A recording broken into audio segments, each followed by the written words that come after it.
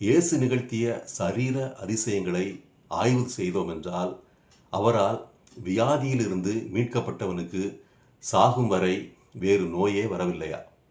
இறப்பிலிருந்து மீட்கப்பட்டு 4 நாட்களுக்கு பிறகு கல்லறையிலிருந்து எழுந்து வந்த லாசரு போன்றவர்கள் இன்னும் சாகாமல் உயிரோடு இருக்கிறார்களா என்றால் இல்லை.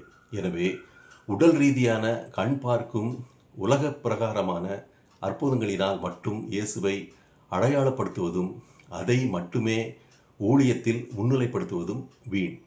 ஏனென்றால் உடல் ரீதியான அற்புதம் பெற்ற அவர்கள் இறக்கும்போதே இயேசுவின் அற்புதமும் முடிவுக்கு வந்து விடுகிறது.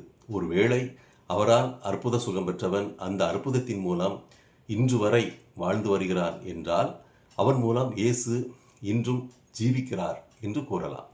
அப்படி அனைவரது கண்ணும் காணும்படியாக யாரும் இங்கு இல்லையே.